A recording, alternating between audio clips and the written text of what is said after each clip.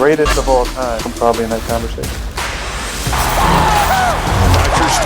Touchdown! Yes! My squad, you can't touch.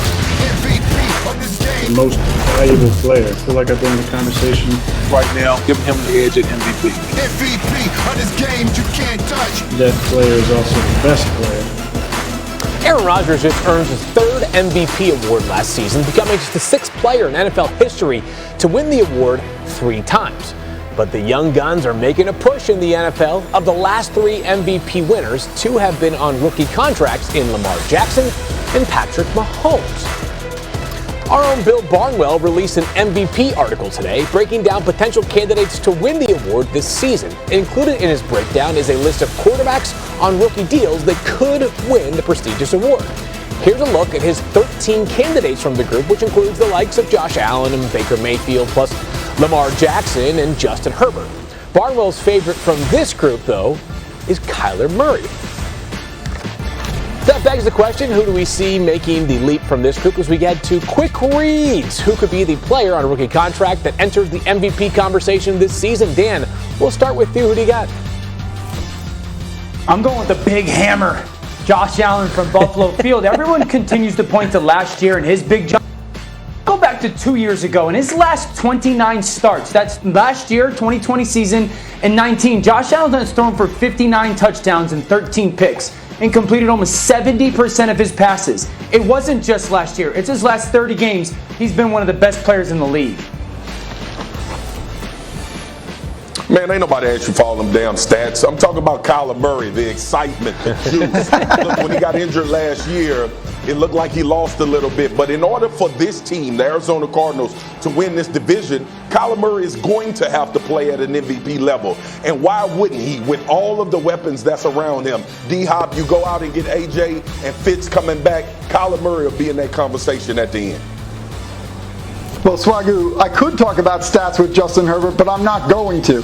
I believe that this guy is going to take a massive step forward, despite the stats that he put. I just believe in the player himself and what he's been able to do. I remember being at the Tampa game last year when Herbert went head-to-head with Brady and looked like an absolute stud out there. And I was fully convinced from that moment on that this guy has what it takes to not only be a star in the NFL, but a budding MVP. Yeah, and a much better offensive line this year for Herbert. So the Rams, the other LA team, hope they may have an MVP candidate, which they acquired this offseason as the team made a splash trade for longtime Lions star Matthew Stafford.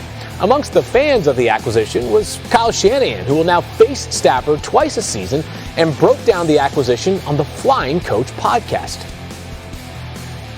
What did you think when you saw that we traded for Stafford? You don't want to get me started, dude.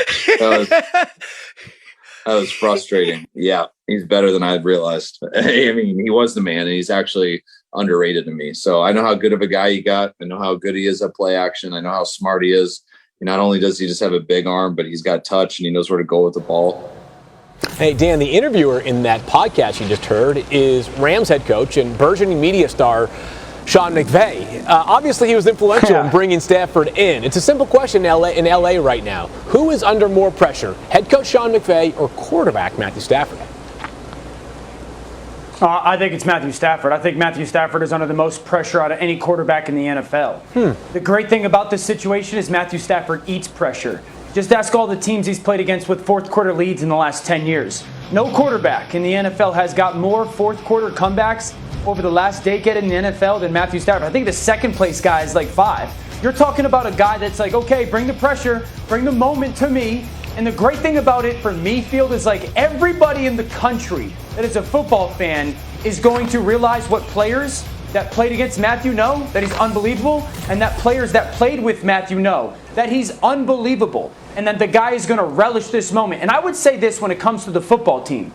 There has not been a quarterback that has been, at least to Matthew Stafford's talent level, to play in this style of scheme offensively since John Elway did with the Broncos. This scheme, this Mike Shanahan, Gary Kubiak scheme often elevates players quarterback-wise, good to really good, really good to great, great to special. Matthew Stafford's the most talented that will play in this scheme since John Elway. He's got a ton of pressure to go and perform at a high level.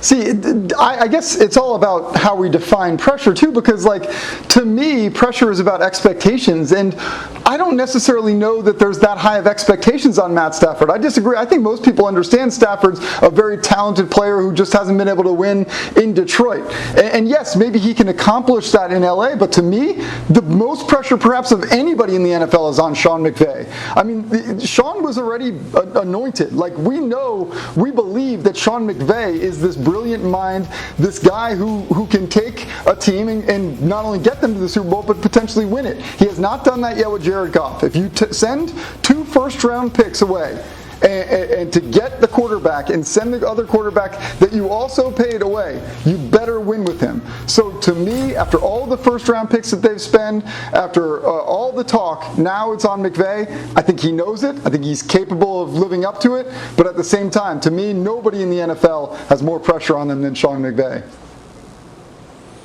I'm in the same vein with you, Jeff. I understand what you're saying, D.O., about Matthew Stafford, but Sean McVay is the guy, and I go back even further. All of these moves that's been made in order to set the Los Angeles Rams up to win a Super Bowl. Go and get Jalen Ramsey. You know, obviously, when you think about all of the future that they've given away for the now, it's Sean McVay's responsibility to get this thing done, included with bringing Matthew Stafford over. All of the guys in the NFL, to Dan's point, know Matthew Stafford. I've been a part of one of those comebacks, being up, I think, 24, and he ripped off a comeback in the game. But I do disagree with you, D.O.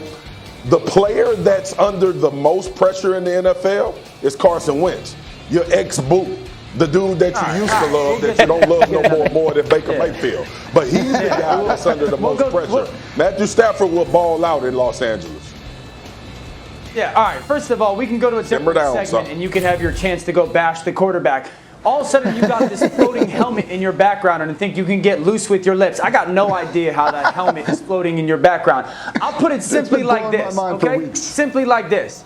If it doesn't work out for the Rams and Sean McVay gets fired, 31 other teams are going to be lining up to try to hire Sean McVay. If it doesn't work out for the Rams and they decide to move on from Matthew Stafford in 2 years, you're not going to have a ton of teams lining up for Matthew Stafford. That's why the pressure is incredibly high for him to capitalize on the opportunity now. Well, and part of the expectations are going to be a playoff win at least, and a reminder that no quarterback in NFL history has thrown for more yards or touchdowns without a playoff win than Matthew Stafford. Hey, we're just getting started again on NFL Live, and some of the top quarterbacks have mastered the art of the hard count. Did our very own Dan Orlovsky ever learn the instrument of chaos? When you have a cadence that we have that's not really a rhythmic cadence, and you have so many different options as far as the cadence goes, it's a really big weapon for us. Put that down. Put that down.